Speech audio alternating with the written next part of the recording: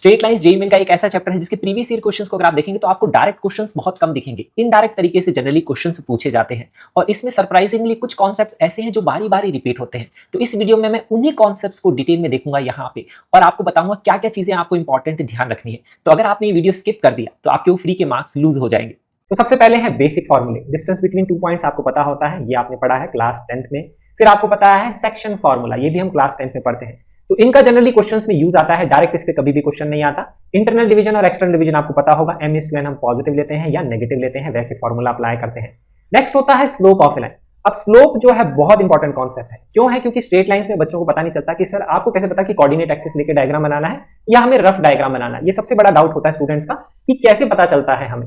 तो इसमें जब हम स्लोप डिफाइन करते हैं, अगर 2 पॉइंट दिए हुए, अगर आपकी स्लोप की वैल्यू आ रही है y2 - y1 x2 - x1, ये तो फॉर्मूला है। एक होता है थीटा की टर्म्स में जिसमें स्लोप को tan थीटा लिखते हैं।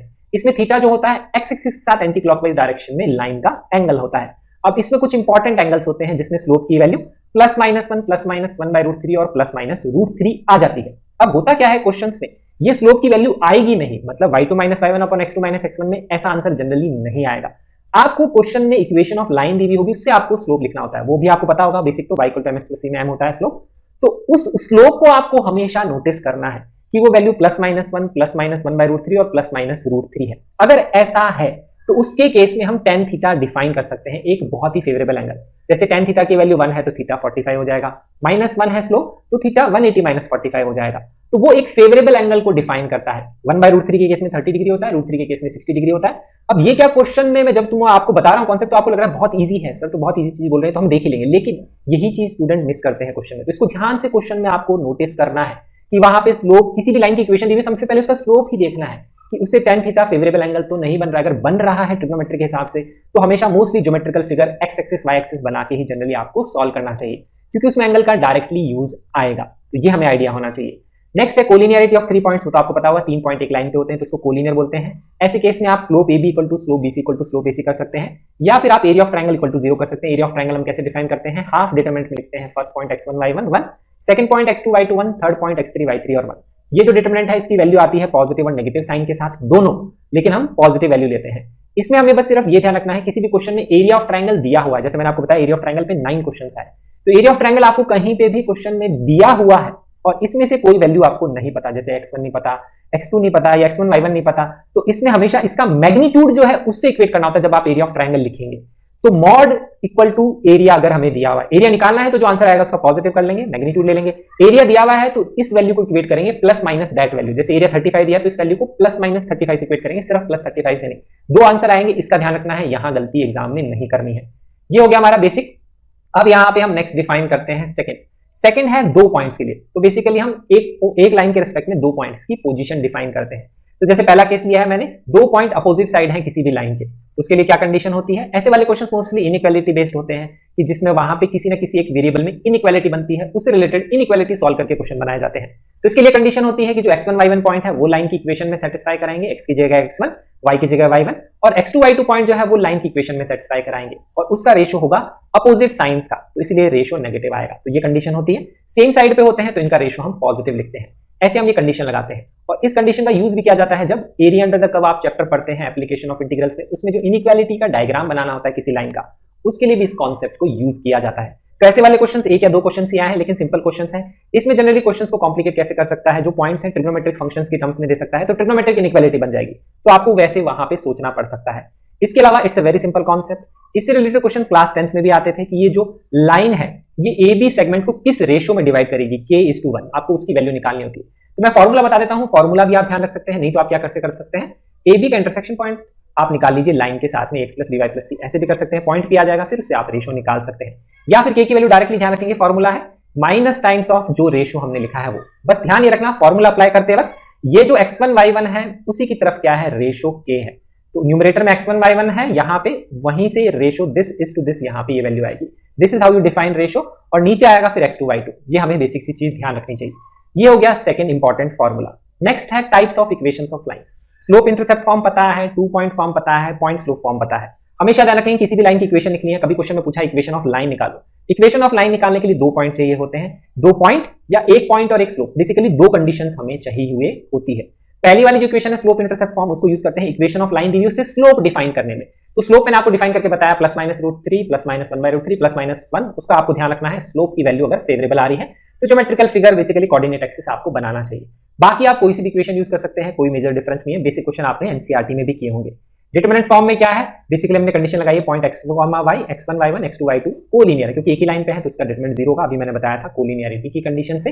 नेक्स्ट है यहाँ पे इंटरसेप्ट फॉर्म। इंटरसेप्ट फॉर्म का एग्जांपल जो है क्वेश्चन में ही लिखा होता है, क्वेश्चन में लिखा होगा इसका x इंटरसेप्ट ये है, इसका y इंटरसेप्ट ये है, ऐसे कंडीशंस दी हुई होती है। क्वेश्चन में इंटरसेप्ट लिखा है it's better to make coordinate axis, उससे रिलेटेड डायग्राम।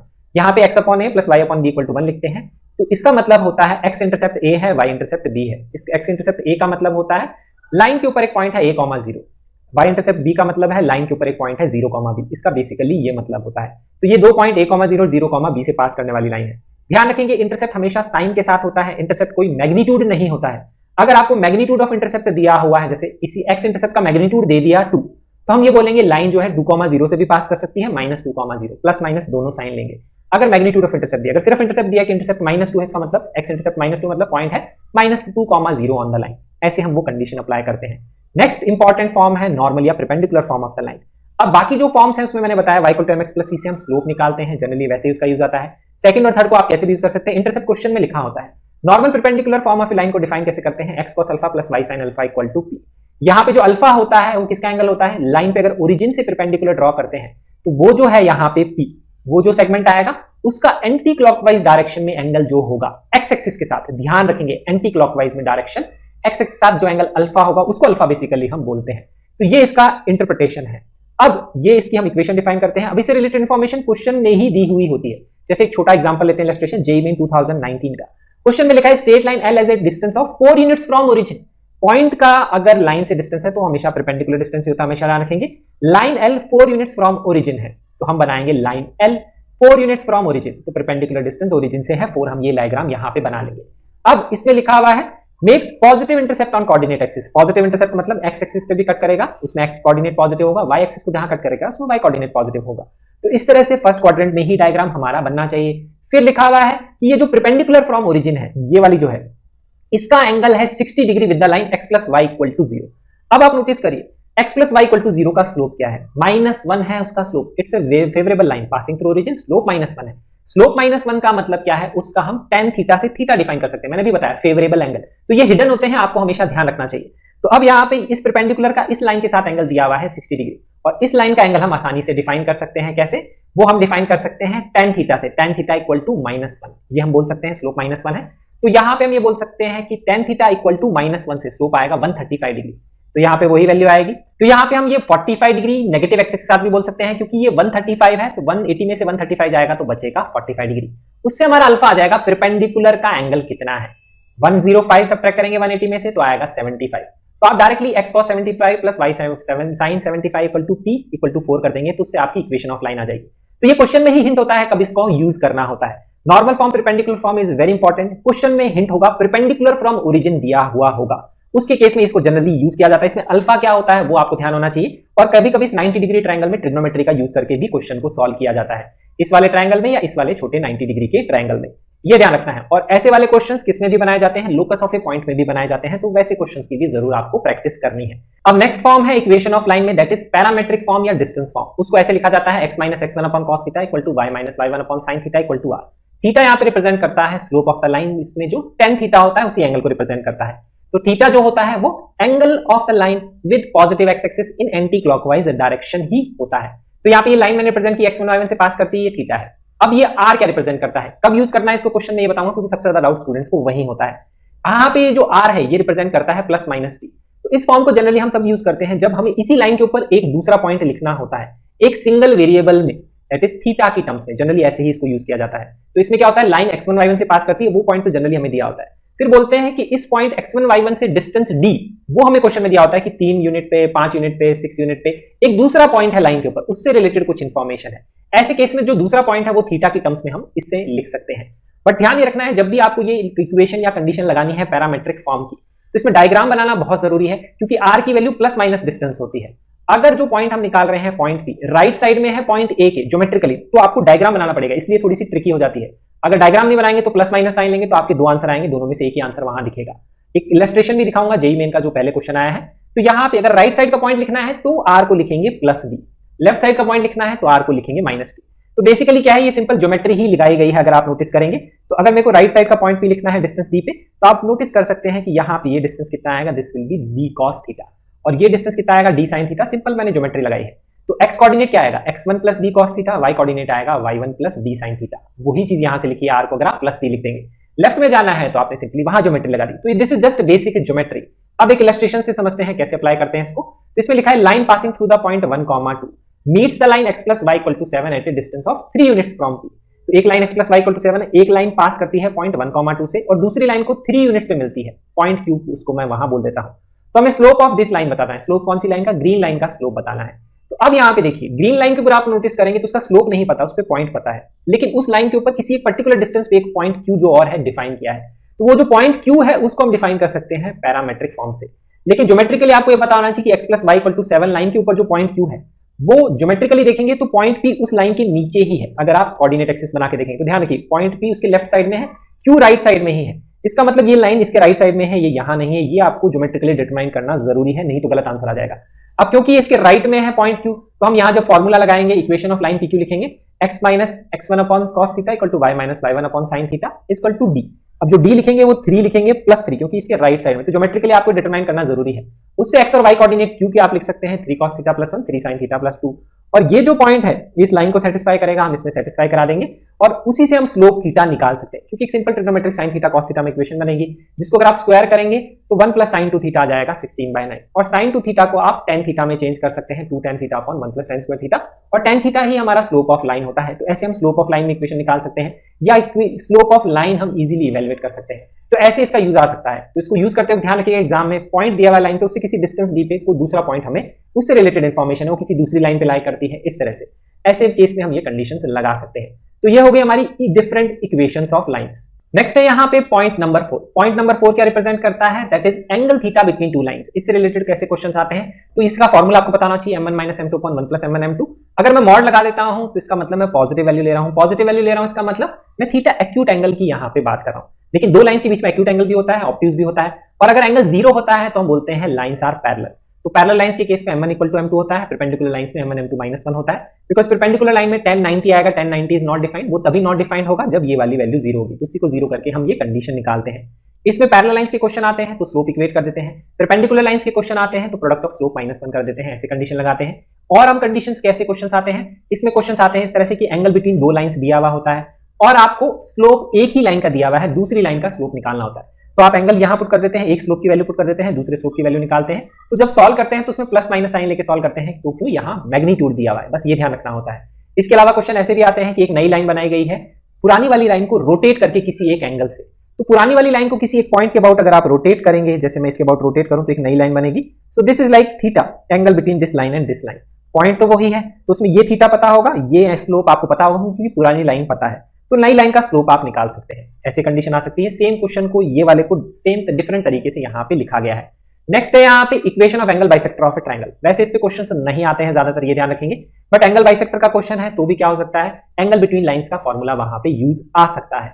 नेक्स्ट यहाँ पे एंगल बिटवीन लाइंस में एक इंपॉर्टेंट फॉर्मूला या कॉन्सेप्ट है या एक इंपॉर्टेंट चीज है जो बारी बारी रिपीट होती है, जिसको आप डायरेक्टली यूज करके क्वेश्चन सॉल्व कर सकते हैं। इसमें एक लाइन है, एक पॉइंट x1 y1 से पास करती है और दूसरी लाइन के साथ उसका एंगल अल्फा है। इसको हम देखिए कैसे समझते हैं। तो एक दूसरी लाइन हमें गिवन है y = mx + c, ये हमें पता है, और एक लाइन की हमें इक्वेशन डिफाइन करनी है जिसके बारे में गिवन है कि वो एक फिक्स पॉइंट से पास करती है। तो फिक्स पॉइंट आपको क्वेश्चन में दिया होगा और वो जो लाइन है उसका एंगल दूसरी लाइन के साथ एंगल अल्फा है। तो आप बोलेंगे सर डायरेक्टली सॉल्व कर लीजिए ना, इसका स्लोप m है, इसका स्लोप m1 मान लीजिए, m - m1 / 1 + m1 m2 = tan alpha. आप सॉल्व कर सकते हैं, वैसे मॉड से दो इक्वेशन बनेगी। मैं डायरेक्ट फॉर्मूला बताता हूं कैसे हम सॉल्व कर सकते हैं। तो इस केस में आप डायरेक्ट उस लाइन की इक्वेशन निकाल सकते हैं। कैसे निकाल सकते हैं, y - y1 / x - x1, ये हो गया इसका स्लोप, और इसका स्लोप हम बोल सकते हैं tan of θ + अल्फा और tan of θ - अल्फा होगा। ऐसे दो लाइंस ही वहां पे आएंगी, तो उसका स्लोप हम डायरेक्टली निकाल सकते हैं। यहाँ पे थीटा क्या रिप्रेजेंट करता है, tan थीटा रिप्रेजेंट करता है हमको। तो इसको अगर आप एक्सपेंड करेंगे तो tan θ + tan alpha / 1 - tan θ tan alpha. tan theta हम यहाँ पे पुट कर देंगे इस लाइन के स्लोप से, tan अल्फा हमें पता होगा क्योंकि क्वेश्चन में अल्फा डिफाइंड होगा।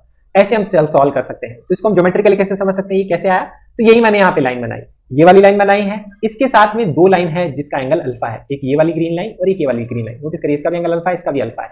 अब यहाँ पे ज्योमेट्रिकली देखेंगे तो थीटा एंगल है इस लाइन का विद एक्स एक्सिस, तो ये थीटा है। ये भी थीटा है और ये भी थीटा है। तो ग्रीन वाली लाइन का अगर आप एंगल देखेंगे तो यहाँ पे है एक्स एक्सिस का थीटा प्लस अल्फा, तो इसका स्लोप हो जाएगा tan थीटा प्लस अल्फा। और यहां से देखेंगे ये थीटा है और ये अल्फा है, तो स्लोप आ जाएगा tan थीटा माइनस अल्फा, क्योंकि एक्स एक्सिस या line parallel to x axis के साथ उसका वही स्लोप है। ऐसे ही मैंने लिखा था कि ग्रीन लाइन की इक्वेशन क्या होगी, y minus y one upon x minus x one equal to tan of angle. Angle कौन सा होगा, यहाँ थीटा माइनस अल्फा, यहाँ होगा थीटा प्लस अल्फा। ऐसे हम उसकी इक्वेशन डायरेक्टली लिख सकते हैं। तो ये एग्जाम में काम में आता है। जैसे हम यहाँ पे इलस्ट्रेशन देखते हैं, इसी इलस्ट्रेशन से हम यहाँ पे वैल्यू लिखेंगे। ये एक स्ट्रेट लाइन है 3,-2 से पास करती है, जिसका एंगल थीटा है दूसरी लाइन के साथ, तो डायरेक्टली लिखा जा सकता है। तो जिसकी इक्वेशन निकालनी है उस पे पॉइंट दिया हुआ है, उसका दूसरी लाइन के साथ एंगल दिया हुआ है। एंगल यहाँ पे अल्फा कितना दिया हुआ है, that is equal to 60 degree. तो यहाँ पे हमें ये वैल्यू पता है 60 डिग्री। अब अगर आप दूसरी लाइन का जो स्लोप है वो डिफाइन कर सकते हैं क्यों, क्योंकि देखिए -√3 + √3 जैसा मैंने बताया, तो उससे स्लोप आ जाएगा 120 डिग्री। तो मुझे पता है tan of 120 + 60, tan of 120 - 60 equal to slope. x1 y1 की जगह आप सिंपली 3, -2 पुट कर दीजिएगा। ऐसे वो डायरेक्ट इक्वेशंस आ जाएंगे, ऐसे आप निकाल सकते हैं। तो छोटी छोटी चीजों का ध्यान रखिए, स्लोप दिया हुआ है, ऐसे आप छोटे छोटे कॉन्सेप्ट्स करेंगे तो उससे आपकी कैलकुलेशन स्पीड भी बढ़ जाएगी। ऐसे हम निकाल सकते हैं। और अगर इसका एंगल जो है फेवरेबल एंगल नहीं होता, मतलब यहाँ तो क्या आ रहा था 120 डिग्री आ रहा है, अगर 120 नहीं आता तो हम क्या करते हैं, यहाँ पे जो भी होता tan 60 plus alpha tan 60 plus theta लिख लेते। तो tan 60 plus tan theta upon 1 minus tan 60 tan theta, और tan थीटा की इस लाइन से जो भी वैल्यू होती है हम वहां पे पुट कर दे। ऐसे भी हम उसको सॉल्व कर सकते थे। नेक्स्ट है फिफ्थ पॉइंट। फिफ्थ पॉइंट है डिस्टेंस डिफाइन करने का। डिस्टेंस के दो फॉर्मूले होते हैं, पॉइंट फ्रॉम ए लाइन, तो लाइन दी है, पॉइंट दी है, डिस्टेंस लिखते हैं, पॉइंट लाइन की इक्वेशन में सेटिस्फाई कराते हैं, x1 y1 यहाँ पुट करते हैं, डिनोमिनेटर में आता है under root of coefficient of x square plus y square, ये फॉर्मूला होता है। नेक्स्ट है distance between two parallel lines का फॉर्मूला। अब distance between two parallel lines के फॉर्मूले को हम कैसे लिखते हैं, यहां पे लिखा जाता है distance between two parallel lines c1 - c2 upon under root of a square plus b square. अब पैरेलल लाइंस में हमेशा ध्यान रखना है, x y का कोफिशिएंट आपको सेम बनाना है। यहां पे स्टूडेंट मिस्टेक करते हैं, सेम नहीं बनाते हैं। तो कभी भी अगर ध्यान रखिए, क्वेश्चन में लिखा है डिस्टेंस बिटवीन टू लाइंस, वो नहीं लिखेगा पैरेलल लाइंस, तो पैरेलल का ही बीच की डिस्टेंस की बात हो रही है, उसके इसमें लाइंस पैरेलल ही होंगी, क्योंकि अगर लाइन इंटरसेक्ट करेंगी तो उसके बीच का डिस्टेंस 0 हो जाएगा जहां पे वो इंटरसेक्ट करेंगी। इसलिए पैरेलल लाइंस का बीच का डिस्टेंस जब भी लिखना है, एक्स वाई का कोफिशिएंट सेम बनाइए, और जो कांस्टेंट टर्म है या तो इक्वल टू के दोनों लेफ्ट में लिखिए या दोनों इक्वल टू के राइट में। ये गलती मत करिएगा कि एक राइट में और एक लेफ्ट में कैलकुलेशन करके गलत आंसर आ जाएगा, ऐसे बहुत सारे स्टूडेंट्स मिस्टेक भी करते हैं। तो ये बेसिक डिस्टेंस के दो क्वेश्चंस हो गए। ऐसे डायरेक्ट क्वेश्चन आते हैं कई बार एग्जाम में। अब इसमें एक इंपॉर्टेंट एप्लीकेशन में डिस्कस कर लेता हूं जिससे रिलेटेड क्वेश्चंस बनाए जाते हैं। वो क्वेश्चन ऐसे होता है, देखिए कि एक लाइन पैरेलल है दूसरी लाइन के, आपको एक और लाइन दे देंगे जो इन दोनों लाइंस को इंटरसेक्ट कर रही है। अब इस तरह का क्वेश्चन ये आईआईटी के पेपर में भी आया हुआ है और ऐसा क्वेश्चन जेईई मेन में भी आया हुआ है 1 या 2 बार। तो ऐसा क्वेश्चन रिपीट होने के चांसेस रहते हैं। तो अब ये वाली जो लाइन है ये इन पैरेलल लाइंस को ए और बी पे इंटरसेक्ट करती है, और ये वाली जो लाइन है इसके बारे में दिया हुआ भी होगा, किसी एक फिक्स पॉइंट से पास करती है। जैसे मैंने यहाँ पे ओरिजिन लिखा है तो ओरिजिन से पास करती है, हो सकता है किसी तीसरे पॉइंट से पास करे, तो आपको दो पैरेलल लाइंस दी होंगी, उसकी इक्वेशन पता होगी। तीसरी लाइन के बारे में दिया होगा, किसी एक पॉइंट से वो पास करती है, वो पॉइंट आपको दिया हुआ होगा। फिर अब बोलेगा कि ये इस लाइन जो है ए और बी पे जो पैरेलल लाइन से उसको कट करती है, तो आपको डिफाइन करना होगा OA अपॉन OB, ये रेशियो कितना होगा। तो आप ये कर सकते हैं कि देखिए इसकी इक्वेशन लिखेंगे तो इसका स्लोप नहीं पता, सिर्फ पॉइंट ही तो पता है, तो स्लोप फॉर्म में इक्वेशन लिखेंगे, फिर ये पॉइंट आएगा स्लोप फॉर्म में, ये पॉइंट आएगा स्लोप फॉर्म में, फिर आप रेशियो निकालेंगे, it becomes too much complicated. तो इसमें ज्योमेट्री काम कैसे यूज करते हैं, जब भी पैरेलल लाइंस हैं और एक पॉइंट है, तो हमेशा ध्यान रखिए किसी भी क्वेश्चन में अगर एक लाइन दी हुई है और एक पॉइंट दी हुई है, हमेशा हमेशा हमेशा कैसे कि अप्लाई करते हैं, लाइन और पॉइंट में हमेशा ध्यान रखिए perpendicular distance of A point from A line आप निकालने का सोच सकते हैं। कैसे पता लगता है, यहां रेशियो निकालना है, रेशियो भी डिस्टेंस का ही है। डिस्टेंस की जब भी बात होती है परपेंडिकुलर डिस्टेंस आप निकाल सकते हैं अगर पॉइंट और एक लाइन दिया हुआ है। अगर आपको सपोज किसी ट्रायंगल में एक लाइन दी हुई है और उसके अंदर कोई पॉइंट दिया हुआ है, तो परपेंडिकुलर डिस्टेंस आप पॉइंट का लाइन से निकाल सकते हैं। किसी भी क्वेश्चन में एक लाइन और एक पॉइंट दिया हुआ है, हमेशा सोचिए क्या पता उसका यूज आ सकता है क्वेश्चन को सॉल्व करने में। ये चीजें पकड़नी पड़ती है, प्रैक्टिस करेंगे थोड़ा आपको और क्लियर होगा। तो पॉइंट का लाइन से डिस्टेंस हमेशा, तो यहां पे मैं क्या करूंगा, इस पॉइंट का इस लाइन से परपेंडिकुलर डिस्टेंस डिफाइन कर सकता हूं।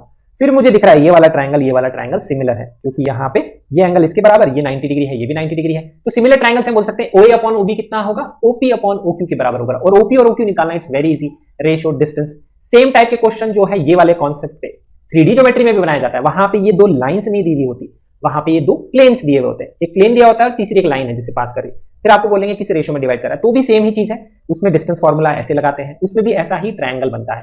तो ये एक इंपॉर्टेंट कॉन्सेप्ट है जिसपे रिपीटेडली क्वेश्चन आते हैं, इसी का एप्लीकेशन है। इसी से हमने ये सीखा कभी भी एक लाइन और एक पॉइंट दिया हुआ है तो परपेंडिकुलर डिस्टेंस आप हमेशा डिफाइन कर सकते हैं।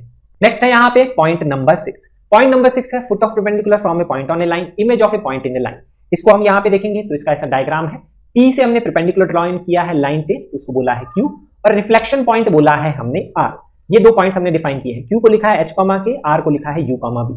आप कैसे लिख सकते हैं, बिना फॉर्मूले के और फॉर्मूले के, दोनों चीजें मैं आपको यहां बता देता हूं। बिना फॉर्मूले के लिखना है तो ध्यान रखिए ये जो P और R का मिड पॉइंट है वो पॉइंट Q होगा। एक कंडीशन हम ये लिखते हैं, तो सपोज आपको फुट ऑफ परपेंडिकुलर निकालना है तो उसके लिए आप क्या कंडीशन लिखेंगे, इसको मान लेंगे H, के, फिर जब भी परपेंडिकुलर है लाइंस के बीच का एंगल, एंगल कभी भी आ गया स्ट्रेट लाइन में स्लोप्स का यूज करना पड़ेगा, तो इसका स्लोप और इस PQ का स्लोप का प्रोडक्ट करेंगे -1, तो H और K में एक इक्वेशन बनेगी वहां से। दूसरी इक्वेशन क्या बनेगी, ये जो पॉइंट है इसी लाइन पे लाई करता है तो H और K इसको सेटिस्फाई करेगा, दूसरी इक्वेशन वहां से बन जाएगी और दोनों को सॉल्व करके आप H और K निकाल सकते हैं, that is point Q। Point Q निकल गया तो आप पॉइंट R निकालने के लिए क्या कर सकते हैं, ये जो पॉइंट है P और R का मिड पॉइंट है, तो उससे जब ये पॉइंट निकल गया, ये पॉइंट पता है, तो ये पॉइंट आसानी से आप R निकाल सकते हैं। तो ये तो है बिना कोई फॉर्मूला यूज किए, फॉर्मूला यूज करके भी निकाल सकते हैं। फॉर्मूला हम अप्लाई कैसे करते हैं, वहां क्या मिस्टेक नहीं करनी है मैं आपको बताता हूं। तो फुट ऑफ परपेंडिकुलर का ये फॉर्मूला होता है, कैसे हम इसको ध्यान रखते हैं। अब इसमें ध्यान रखना, ये जो पार्ट लिखा हुआ है h - x1 k - y1, इसको रिवर्स नहीं लिखना है, x1 - h y1 - k ऐसे नहीं लिखना है, इसको h - x1 और k - y1 ऐसे ही लिखना है।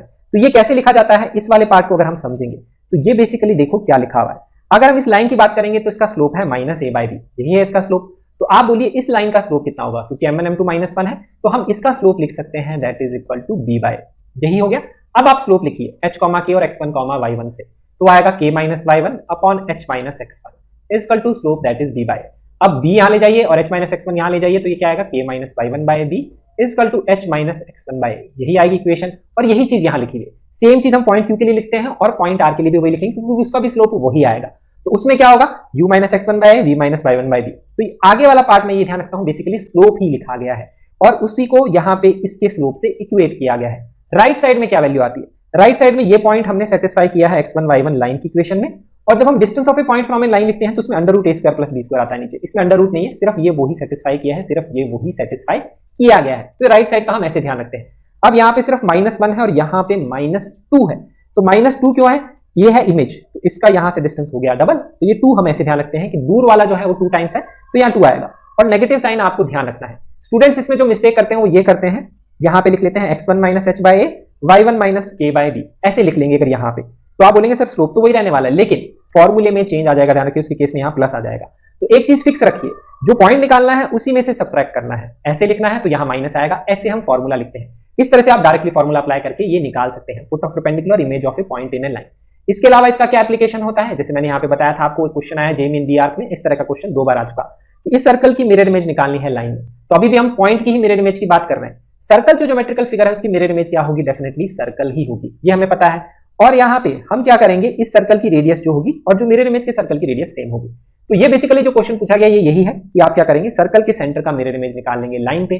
फॉर्मूले से भी निकाल सकते हैं, बाकी मैंने बताया इसका जो मिड पॉइंट है लाइन सेटिस्फाई करेगा, प्रोडक्ट ऑफ स्लोप -1, वैसे भी निकाल सकते हैं।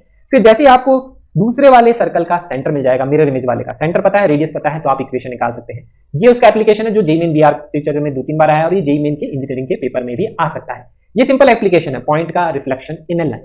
अब क्वेश्चन ऐसे भी आते हैं, लाइन का रिफ्लेक्शन इन ए लाइन, तो वैसे वाला क्वेश्चन देखते हैं, जैसे यहाँ लिखा हुआ है, ray of incident is along the line which meets another line 7x - y + 1 = 0 at the point 0, 1। तो एक इंसिडेंट लाइन है, एक दूसरी लाइन जो है इसको यहाँ पे 0, 1 पे मीट करती है। अब जब मीट करती है तो रिफ्लेक्ट होती है, और जहां रिफ्लेक्ट होती है उसके लिए दिया हुआ है y + 2x = 1।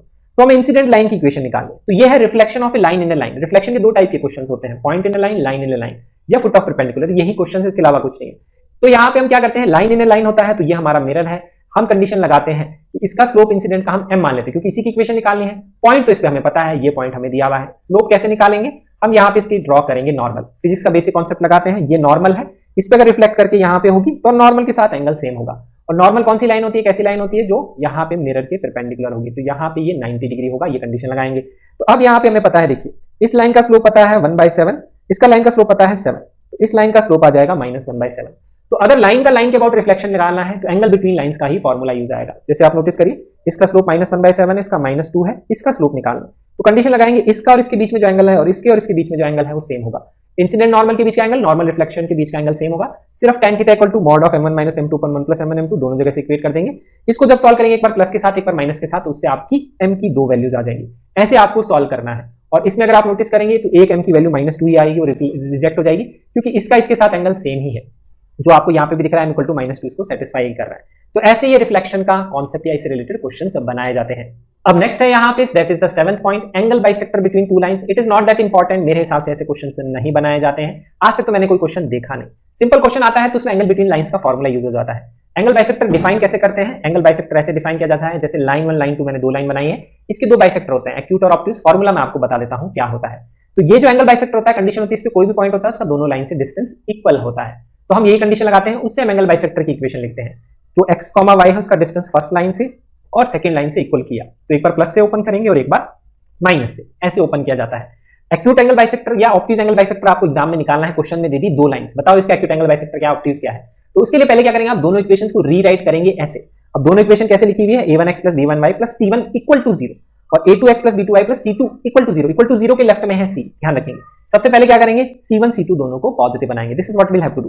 तो अगर आपको सपोज इक्वेशन दी है 2x + 2x - y - 3 = 0, एक लाइन की, तो इसका कांस्टेंट पॉजिटिव बनाएंगे 0 के लेफ्ट साइड में जहां पे x और y है। तो इस इक्वेशन को आप ऐसे लिखेंगे -2x + y + 3 = 0। ऐसे आपको उसको c को पॉजिटिव बनाना है। ऐसी दूसरी इक्वेशन उसको पॉजिटिव बना लेंगे और पॉजिटिव बनाने के बाद में आप ये इवैल्यूएट करेंगे a1 a2 + b1 b2, ये वैल्यू आपको इवैल्यूएट करनी है। फिर अगर ये वैल्यू पॉजिटिव है, ये वैल्यू नेगेटिव है या ये वैल्यू 0 है। अगर ये वैल्यू 0 है इसका मतलब लाइंस परपेंडिकुलर है, तो लाइंस परपेंडिकुलर है तो उसका एक ही एंगल बाइसेक्टर होगा जो 45 डिग्री पे डिवाइड करेगा। तो दोनों से एक ही इक्वेशन आएगी, प्लस ले लो या माइनस ले लो, उससे कोई फर्क नहीं पड़ेगा। अगर ये वैल्यू पॉजिटिव आ जाती है कांस्टेंट c को पॉजिटिव बनाने के बाद में, तो आप क्या करेंगे, यहां पे जो पॉजिटिव साइन लेंगे उससे आपको मिलेगा ऑब्ट्यूज एंगल बाइसेक्टर। पॉजिटिव के साथ पॉजिटिव मिलेगा ऑब्ट्यूज, पॉजिटिव के साथ नेगेटिव मिलेगा एक्यूट, नेगेटिव के साथ पॉजिटिव मिलेगा एक्यूट। तो जस्ट अपोजिट साइन हो गया तो यहाँ पे एक्यूट आएगा, सेम साइन हो गया तो ऑब्ट्यूज आएगा। आप ऐसे ध्यान रख सकते हैं, ऐसे निकाल सकते हैं। बाकी इस पे ऐसे मेरे हिसाब से कोई ज्यादा क्वेश्चन मैंने तो देखे भी नहीं, कोई क्वेश्चन ऐसा जेईई में आया हो जिसमें एक्यूट या ऑब्ट्यूज एंगल बाइसेक्टर अलग से पूछा गया हो। तो ये जस्ट एक फॉर्मूला है, ये आप ध्यान रख सकते हैं। नेक्स्ट इंपॉर्टेंट पॉइंट है कॉन्करेंसी ऑफ 3 लाइंस। 3 लाइंस अगर एक ही पॉइंट से पास करती है उसको बोलते हैं कॉन्करेंट। उसकी कंडीशन होती है जैसे ये लाइन ये लाइन ये लाइन कॉन्करेंट है, तो इसमें x के कोफिशिएंट, y का कोफिशिएंट और कांस्टेंट टर्म का डिटरमिनेंट बनाते हैं, तो वो डिटरमिनेंट होता है 0। हम ये कंडीशन अप्लाई करते हैं, this is concurrency of 3 lines. तो ऐसे वाले क्वेश्चन एग्जाम में बनाए जा सकते हैं जिसमें डिटरमिनेंट की प्रॉपर्टी का यूज आ सकता है, डिटरमिनेंट्स इंपॉर्टेंट जो है वो यूज आ सकते हैं क्योंकि इसमें डिटरमिनेंट बन रहा है। अब 3 लाइंस इस तरह से भी दी हुई हो सकती है आपको इक्वेशन कि इसका स्केलर मल्टीपल, इसका स्केलर मल्टीपल, इसका स्केलर मल्टीपल प्लस 0। इसका भी मतलब क्या होता है, ये 3 lines L1 L2 L3 concurrent ही है। So this is another way to write this type of condition. इससे कोई फर्क नहीं पड़ेगा, ये ध्यान रखिए। तो ऐसे लिखा हो या ऐसे लिखा हो, कंडीशन यही है, तीनों लाइंस आपको पता होनी चाहिए। तो ये है कॉन्करेंसी ऑफ लाइंस की कंडीशन। इसमें जो एक इंपॉर्टेंट टाइप का क्वेश्चन आता है, कहीं पे भी क्वेश्चन में लिखा हुआ है line passes through a fix point या ऑप्शन में लिखा हुआ है line passes through a fix point, ऐसे क्वेश्चन बनाए जाते हैं। जैसे सपोज यहाँ पे ये लाइन की इक्वेशन दी हुई है और एक कंडीशन आपको इसके कोफिशिएंट से रिलेटेड दी हुई होगी a b और c में, जैसे लिखा हुआ है a b c r in AP। तो लाइन के साथ जो AP में कंडीशन लिखी हुई होगी उस b में क्या होगी, लीनियर इक्वेशन ही होगी, हमेशा ध्यान रखिए। वो AP में हो सकता है, कोई और रिलेशन दे सकता है, कैसे भी बना सकता है। तो वो जो आपकी इक्वेशन है उसको भी आपको ऐसे रीअरेंज करके लिखना है कि a के नीचे a, b के नीचे b और c के नीचे c लिखना है। फिर आपको बताना है कि ये लाइन किस फिक्स पॉइंट से पास करेगी, ऑप्शन में दिया होगा एक फिक्स पॉइंट से पास करती है। ऐसे काफी कॉमन क्वेश्चन आप प्रीवियस ईयर में भी देख सकते हैं। तो उसके केस में आप क्या बोल सकते हैं, x = 1 y = -2, इससे पास करेगी। क्योंकि नोटिस करिए 1 और -2 पुट करेंगे, ये इसको सेटिस्फाई करेगी ही करेगी। तो ऐसे हम डिटरमाइन करते हैं। अगर यहाँ पे ये 2a - b + 2c लिखा होता तो कैसे कंपेयर करते, तो अब आप बोलते सर x की जगह 2, y की जगह -1, लेकिन c की जगह 2c, तो ऐसे कंपेयर नहीं कर पाएंगे। तो पहले c का कोफिशिएंट 1 बनाएंगे तो आप 2 से डिवाइड करेंगे, फिर आप कंपेयर करेंगे क्योंकि x और y तब आप बोल सकते हैं कौन से पॉइंट से करेगी पास। तो बस बेसिकली इतना सा थोड़ा सा आपको ध्यान रखना चाहिए। नेक्स्ट इंपॉर्टेंट पॉइंट है, दैट इज पॉइंट नंबर 9। अब हम बात करते हैं ट्रायंगल के अंदर के इंपॉर्टेंट पॉइंट्स। तो ट्रायंगल का फॉर्मूला तो आपको बता ही दिया क्या होता है। ट्रायंगल के अंदर 4 इंपॉर्टेंट पॉइंट होते हैं, सेंट्रॉइड, ऑर्थोसेंटर, सर्कमसेंटर और इनसेंटर। सेंट्रॉइड का कोऑर्डिनेट आप ध्यान रखते हैं, that is x1 + x2 + x3/3, y1 + y2 + y3/3। ये आपको पता होगा, ये मीडियन का इंटरसेक्शन पॉइंट होता है। तो जो भी ट्रायंगल होता है उसमें जहां मीडियन इंटरसेक्ट करती है, मीडियन मतलब अपोजिट साइड को इक्वली डिवाइड करने वाली लाइन, ये जो होती है ये वर्टेक्स से ही पास करती है, इसका इंटरसेक्शन पॉइंट। तो इसका तो हम कोऑर्डिनेट ही डायरेक्टली ध्यान रखते हैं अगर x1 y1 x2 y2 x3 y3 triangle के वर्टिसेस दिए हुए हैं। तो इसी का एक फॉर्मूला होता है जो हमें ध्यान रखना होता है। इसके अलावा ऑर्थोसेंटर जब भी आएगा वो ऑल्टीट्यूड्स का इंटरसेक्शन पॉइंट होता है। तो ऑल्टीट्यूड्स में आप ध्यान रखेंगे, ऑल्टीट्यूड्स क्या होते हैं, एक ऐसी लाइन जो वर्टेक्स से पास करती है, अपोजिट साइड के परपेंडिकुलर होती है। तो ये निकालेंगे और ये लाइन निकालेंगे। तो ऐसा डायरेक्ट क्वेश्चन आ जाता है ऑर्थोसेंटर निकालो, तो आपको ऐसे ही निकालना पड़ता है। साइड्स की इक्वेशन दी हुई होती है, उससे आप ये लाइन की इक्वेशन निकालते हैं, स्लोप हो जाएगा इसके परपेंडिकुलर m1 m2 -1, वर्टेक्स से पास करती है तो इसकी इक्वेशन आ जाती है, ऐसे इसकी इक्वेशन, फिर इंटरसेक्शन पॉइंट निकाल लेते हैं। सर्कमसेंटर होता है अपोजिट साइड के परपेंडिकुलर बाइसेक्टर का मीटिंग पॉइंट। तो सर्कमसेंटर अगर हम बोलते हैं तो एक ऐसा सेंटर होता है जिसमें यहाँ पे अगर ये सर्कल इसको सर्कमस्क्राइब करेगा तो उसका सेंटर होता है, और ये होता है अपोजिट साइड्स के परपेंडिकुलर बाइसेक्टर का मीटिंग पॉइंट। ये ध्यान रखना है। अब इसमें ध्यान रखना, ये जो है लाइन ये यहां से पास नहीं करेगी, ऐसा जरूरी नहीं है, वर्टेक्स से पास नहीं करेगी। तो इसके केस में क्या करेंगे, परपेंडिकुलर है इसके, तो स्लोप तो आ जाएगा इसका m1 m2 -1 से, और ये जो पॉइंट है आप निकालेंगे इन दोनों का मिड पॉइंट, वहां से ये पास करेगी, वर्टेक्स से पास नहीं करती। ये गलती हमें नहीं करनी है क्योंकि ये सर्कल के लिए कॉर्ड है, तो यहां से ड्रॉ करोगे तो कॉर्ड को यहाँ पे परपेंडिकुलर बाइसेक्ट करेगी। लास्ट है इन सेंटर। इन सेंटर इंटरनल एंगल बाइसेक्टर का पॉइंट है, लेकिन ऐसे एग्जाम में क्वेश्चन नहीं आता इंटरनल एंगल बाइसेक्टर। क्वेश्चन कैसे आता है बताता हूं, सर्कम सेंटर और इन सेंटर से जो रिलेटेड है वो क्वेश्चन ऐसे आता है कि यहाँ पे ये ट्रायंगल काफी कॉमन है, एक 90 डिग्री का ट्रायंगल दे देते हैं, हो सकता है वो एक्स और वाई एक्सिस के साथ दे दें या सिंपल 90 डिग्री का ट्रायंगल दे देंगे। ये है उसके अंदर का circle, that is the in circle, और एक होता है इसके बाहर का सर्कल जो आप बना सकते हैं जिसको बोलेंगे आप सर्कम सर्कल। ये काफी कॉमन डायग्राम है, इससे रिलेटेड क्वेश्चन सर्कल चैप्टर में भी पूछे जाते हैं और स्ट्रेट लाइंस में भी हम बोल सकते हैं कि स्ट्रेट लाइन में पूछा गया है, एक ही बात है। तो यहाँ पे ये डायग्राम से रिलेटेड काफी क्वेश्चन आते हैं, तो 90 डिग्री के ट्रायंगल से रिलेटेड ध्यान रखिए, विच इज वेरी इंपॉर्टेंट। तो ऐसे केस में क्या होता है, आपको कैसे भी ये साइड्स की लेंथ पता होती है, जैसे ए बी सी आपको पता है और इसके वर्टिसेस पता है, तो इन सेंटर का तो एक फॉर्मूला भी होता है, एक्स कोऑर्डिनेट लिखते हैं ax1 plus bx2 plus cx3 upon a plus b plus c, ये होता है एक्स कोऑर्डिनेट। वाई कोऑर्डिनेट लिखते हैं ay1 plus by2 plus cy3/3 by a plus b plus c, ऐसे लिखते हैं। तो यहाँ पे ये वाई कोऑर्डिनेट होता है, ऐसे हम लिखते हैं उसका एक्स और वाई कोऑर्डिनेट। तो इसमें x1 y1 ये पॉइंट है, तो इसके अपोजिट साइड को हमने बोला है, सॉरी ये मैंने बोला x1 y1, तो इसके अपोजिट साइड को a बोला जाता है, इसको x2 y2 बोला, इसको x3 y3 बोला, तो इसके अपोजिट साइड को c और x2 y2 के अपोजिट साइड को b बोलते हैं। ऐसे ये डिफाइन होता है, ऐसे निकाल सकते हैं। और 90 डिग्री के ट्रायंगल में एक मजेदार चीज क्या होती है, ये जो ट्रायंगल है ये आप क्लास 10th में पढ़ते हैं, जब आप टेंजेंट की इक्वेशन पढ़ते हैं, तो उसमें ये होता है कि यहाँ पे ये जो सर्कल है इसमें ये क्या बनता है, एक यहाँ पे जो फिगर बनता है, दिस इज ए स्क्वायर, यहाँ पे ये भी आर है, ये भी आर है, तो ये एक स्क्वायर बनता है। तो इन रेडियस ये आर है, ये आर है, ये 2 माइनस आर हो जाएगी, टोटल लेंथ 2 है में दी हुई, ये भी 2 माइनस आर हो जाएगी, जैसे भी लेंथ दी हुई आप वो डिफाइन कर सकते हैं। और यहाँ पे जो हाइपोटेन्यूस है इसकी लेंथ आपको पता है, तो अब यहाँ पे हम कंडीशन क्या लगाते हैं कि length of tangent from external point are equal. तो हम यहाँ पे बोलते हैं कि ये वाली लेंथ अगर 2 माइनस आर है तो ये वाली लेंथ भी कितनी होगी, 2 माइनस आर होगी, क्योंकि length of tangent from external point are equal. इसी तरह से हम बोलते हैं कि ये लेंथ 2 माइनस आर है, जो भी लेंथ है उससे डिफाइन करते हैं, तो हम यहाँ पे ये लेंथ डिफाइन कर सकते हैं 2 माइनस आर। तो इस तरह से हम ये वैल्यू निकालते हैं 2 minus r plus 2 minus r equal to 2√2, ऐसे भी आर निकाला जाता है। तो इस ट्रायंगल को दो तरह से यूज किया जाता है, ये हमें ध्यान रखना है। एक तो मैंने बताया डायरेक्ट फॉर्मूला, और एक आप इस तरह से length of tangent from external point are equal की कंडीशन से यूज करते हैं, ऐसे हम निकालते हैं। और इन सेंटर जो होता है उसका कोऑर्डिनेट आर कॉमा आर ही होता है, तो वैसे उसका कोऑर्डिनेट निकल जाता है। नेक्स्ट है इक्वेशन ऑफ, यहाँ पे सर्कम सेंटर की मैं बात कर रहा था, तो सर्कम सेंटर की अगर मैं बात करता हूँ 90 डिग्री के ट्रायंगल में, तो 90 डिग्री के ट्रायंगल में नोटिस करेंगे ये है सर्कम सर्कल, तो यहाँ पे ये जो है ये डायमीटर ऑफ सर्कम सर्कल है, दिस इज द डायमीटर, क्योंकि यहाँ पे ये एंगल 90 डिग्री है, क्योंकि नोटिस करिए 90 डिग्री, तो ये डायमीटर होगी क्योंकि डायमीटर का ही यहाँ पे सर्कमफ्रेंस पे एंगल 90 डिग्री होता है। तो जब 90 डिग्री का ट्रायंगल होता है तो जो हाइपोटेन्यूस होती है उसका जो मिड पॉइंट होता है वही सर्कम सर्कल का सेंटर होता है, ये ध्यान रखना है।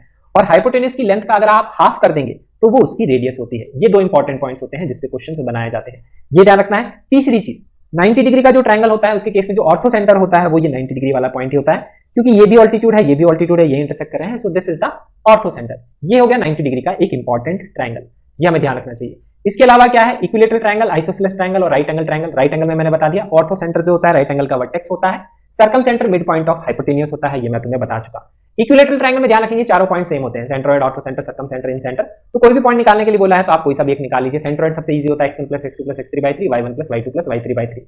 आइसोसेलेस ट्रायंगल में क्या होता है, ये सारे पॉइंट एक ही लाइन के ऊपर लाया करते हैं, ये एक इंपॉर्टेंट चीज है। Centroid, orthocentre, circum centre और इन सेंटर, ये एक ही लाइन पे होते हैं, कोलिनियर होते हैं। तो यहाँ पे एरिया ऑफ ट्रायंगल 0 करके आप कंडीशन लगा सकते हैं, ये आपको ध्यान रखना है। और अभी मैं थोड़ी देर में आपको बताऊंगा कि ये तीनों पॉइंट्स तो हमेशा ही कोलिनियर होते हैं। इन सेंटर जो होता है आइसोसेलेस में वो भी उसी लाइन पे होता है, जिसको हम यूलर्स लाइन बोलते हैं। ये इंपॉर्टेंट चीजें ध्यान रखने वाली, अभी यूलर्स लाइन भी मैं आपको बताऊंगा। तो ये कंडीशन है, इन सेंटर और सेंट्रोइड हमेशा ट्रायंगल के अंदर होता है। ऑब्ट्यूज ट्रायंगल में सर्कम सेंटर और ऑर्थो सेंटर बाहर होता है। तो अगर क्वेश्चन में ऐसा पूछा जाए कितने पॉइंट अंदर हैं कितने पॉइंट बाहर हैं, तो इससे रिलेटेड क्वेश्चन बना सकते हैं। नेक्स्ट है median divides the triangle into two triangles of equal area, और सेंट्रोइड को वर्टिसेस से ज्वाइन करते हैं, तीनों ट्रायंगल का एरिया इक्वल होता है। मीडियन से रिलेटेड एक इंपॉर्टेंट प्रॉपर्टी है जिसमें 0.3 और 0.4 मेंशन किया है। तो मीडियन जहां पे इंटरसेक्ट करते हैं, जैसे मैंने यहाँ पे इंटरसेक्ट करा, ये हमारा मीडियन हमने इंटरसेक्ट करवा दिया। तो अब यहाँ पे ये है सेंट्रोइड, तो सेंट्रोइड में हमेशा ध्यान रखना ये जितने भी ट्रायंगल है छोटू, इन सबका एरिया इक्वल होता है। ये जो 6 ट्रायंगल्स हैं इनका एरिया इक्वल होता है, ये चीज ध्यान रखनी है। तो इसका मतलब क्वेश्चन में अगर ऐसा लिखा हुआ है कि एक ट्रायंगल के अंदर एक ऐसा पॉइंट है जिसको हमने वर्टेक्स से ज्वाइन किया, तो बने 3 ट्रायंगल, एक ये वाला, एक ये वाला और एक ये वाला। अगर ये तीनों एरिया इक्वल है इसका मतलब ये पॉइंट क्या है, सेंट्रोइड है। क्वेश्चन में इनडायरेक्टली ऐसे भी लिखा हुआ हो सकता है, तो ये एक इंपॉर्टेंट चीज है, इससे रिलेटेड ध्यान रखने वाली। नेक्स्ट है यहाँ पे यूलर्स लाइन, जो मैं बता रहा था कि सर्कम सेंटर, सेंट्रोइड और ऑर्थो सेंटर हमेशा एक ही लाइन पे लाई करते हैं। इसका यूज कैसे आता है वो भी मैं आपको यहाँ पे बताता हूँ। तो यहाँ पे ये जो रेशो होता है OGH का, दैट इज 1:2 रेशो होता है। तो ऐसे केस में क्या होता है, एग्जाम में जब क्वेश्चन आता है तो जी जो पॉइंट है वो आपको हमेशा पता होता है, जिसको हम सेंट्रोइड बोलते हैं। और क्वेश्चन में ऐसा होता है कि ऑर्थो सेंटर और सर्कम सेंटर में से एक पॉइंट आपको दिया हुआ और होता है क्वेश्चन में। तो सेंट्रोइड हो सकता है नहीं दिया हो सकता है आपको ट्रायंगल के वर्टिसेस दे दे, तो उससे आप सेंट्रोइड निकाल सकते हैं। जब भी वर्टिसेस पता है सेंट्रोइड तो अपन निकाल ही सकते हैं, इट्स इजी टू फाइंड। तो सेंट्रोइड अगर आ जाएगा और इन दोनों में से एक पॉइंट हमें क्वेश्चन में दिया हुआ है, तो डेफिनेटली वो चाहता है यूलर्स लाइन का यूज करो। जैसे देखिए जेईई मेन का क्वेश्चन है, इसमें ऑर्थो सेंटर और सेंट्रोइड दे दी, जब भी इन तीनों में से 2 पॉइंट दे देगा, तीसरा पॉइंट हमेशा यूलर्स लाइन से ही आपको निकालना है। ऐसे क्वेश्चन जेईई मेन में स्ट्रेट लाइंस में भी बनाए जाते हैं, लोकस ऑफ ए पॉइंट में भी बनाए जाते हैं, इसमें लोकस से रिलेटेड भी क्वेश्चन प्रीवियस ईयर में आए हैं। तो इसमें देखिए ऑर्थो सेंटर दिया हुआ है, ये सेंट्रोइड दिया हुआ है, तो ये पॉइंट पता है और ये पॉइंट हमें यहाँ पे पता है। और बोला है c circumcentre of this triangle, circumcentre हम यहाँ पे निकाल लेंगे कैसे, 1:2 रेशियो है, से पॉइंट आ जाएगा। फिर बोला है रेडियस ऑफ सर्कल होना चाहिए AC, तो ए पॉइंट पता है, सी हमने निकाल ही लिया, तो रेडियस भी पता लग जाएगा और सेंटर पता है, तो इक्वेशन ऑफ सर्कल आ जाएगी।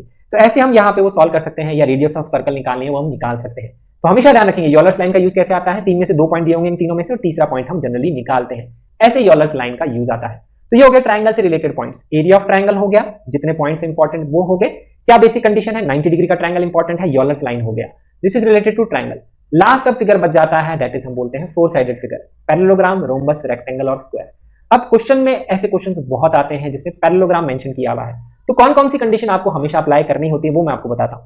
पहली condition opposite sides are parallel, ये सबको पता है, लेकिन क्वेश्चन में ये कंडीशन यूज आती ही है, ये मैं बता रहा हूं। तो आपको क्वेश्चन जैसे दिखता है पैरेललोग्राम का, आपको हमेशा अपोजिट साइड पैरेलल को देखना है, कंडीशन अप्लाई करने का सोचना है। दूसरी condition diagonal bisect each other, तो यहां पे कंडीशन आती है कि इस डायगोनल का जो मिड पॉइंट है और जो दूसरी डायगोनल का मिड पॉइंट है वो दोनों क्या है, सेम है। हम ये कंडीशन लगाते हैं, बीडी का जो मिड पॉइंट है और एसी का जो मिड पॉइंट है सेम है, तो मिड पॉइंट फार्मूला लगाते हैं, सेक्शन फार्मूला लगाते हैं कि इन दोनों का एक्स कोऑर्डिनेट और इन दोनों का एक्स कोऑर्डिनेट सेम है, विच इज वेरी इंपॉर्टेंट, जो स्टूडेंट भूल जाते हैं। हमेशा ध्यान रखिए डिस्टेंसेस के जो वैल्यूज हैं, जैसे opposite side equal, opposite angle equal, opposite side equal कभी यूज नहीं आएगा। अब आगे आपके क्यों नहीं यूज आएगा, क्योंकि लेंथ की बात होगी, डिस्टेंस फार्मूला हम यूज नहीं करेंगे, मोस्टली सेक्शन फार्मूला ही यूज किया जाता है।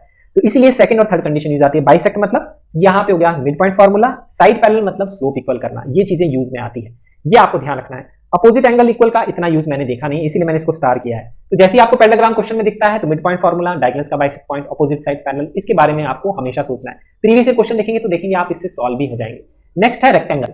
रेक्टेंगल में डायगोनल्स की लेंथ इक्वल होती है, ये हमें पता है, ये भी पैरेललोग्राम है, तो इसमें अपोजिट साइड पैरेलल का यूज आ सकता है, लेकिन इसमें पैरेलल से ज्यादा किसका यूज आता है कि ये एंगल 90 डिग्री है, तो m1 m2 -1 का इसमें ज्यादा यूज आता है। डायगोनल बाइसेक्ट ईच अदर वो तो यूज आएगा ही आएगा, तो अपोजिट साइड पैरेलल की जगह सारे एंगल 90 डिग्री, इस तरह से m1 m2 -1 का यूज करके जनरली क्वेश्चन में यूज आता है और सॉल्व होता है।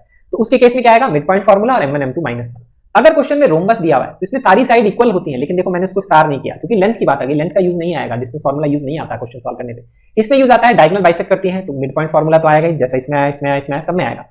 इसमें 90 डिग्री पे बाइसेक्ट करती है, तो इसमें डायगोनल्स की प्रोडक्ट ऑफ स्लोप आएगा -1, तो ये कंडीशन हम वहां पे लगाएंगे। इसमें साइड्स के स्लोप्स का प्रोडक्ट -1, वो कंडीशन लगाएंगे। और स्क्वायर अगर दिया हुआ है तो उसमें साइड्स का स्लोप्स का प्रोडक्ट -1, डायगोनल्स के प्रोडक्ट का स्लोप -1, दोनों चीजें होंगी, और डायगोनल बाइसेक्ट भी करेगी ये कंडीशन। तो यही कंडीशन अप्लाई करनी पड़ती है, ध्यान रखिए, इसी से क्वेश्चन सॉल्व हो जाता है, इससे ज्यादा एक्स्ट्रा कंडीशन की हमें जरूरत ही नहीं पड़ती। तो आप क्वेश्चन सॉल्व करके देखिएगा प्रीवियस ईयर, और ध्यान रखिए यही कंडीशन अप्लाई करेंगे तो क्वेश्चन सॉल्व हो जाएगा। तो ये हमारा स्ट्रेट लाइन का क्विक रिवीजन हो गया। अब मैंने इसमें फैमिली ऑफ लाइंस इंक्लूड नहीं किया, फैमिली ऑफ लाइंस कहीं भी यूज नहीं आता, बिना उसके आप सारे क्वेश्चन सॉल्व कर सकते हैं, ध्यान रखिए। तो इतना ज्यादा डिटेल में फैमिली ऑफ लाइंस के ऊपर फोकस मत करिए, जो भी मैंने कॉन्सेप्ट बताया मोस्ट ऑफ यही कॉन्सेप्ट एग्जाम में यूज आते हैं, आप प्रीवियस ईयर क्वेश्चन का पीडीएफ डाउनलोड करके सॉल्व भी कर सकते हैं। तो अगर आपको ये वीडियो अच्छा लगा हो तो शेयर जरूर करिएगा, ताकि मैं ऐसे और वीडियोस बना सकूं, ताकि ये वीडियो प्रमोट हो सके, मुझे भी अच्छा लगेगा, मैं जो काम मैं कर रहा हूं, मेहनत कर रहा हूं, जितने ज्यादा बच्चों तक पहुंचेगा उतना ज्यादा मेरे लिए भी फायदेमंद होगा। तो इस चीज को ध्यान रखिए, इसको रिवाइज करिए, अच्छे से पढ़िए straight line. I hope this video was very useful to you. Thank you so much for watching this video and I will see you in the next video.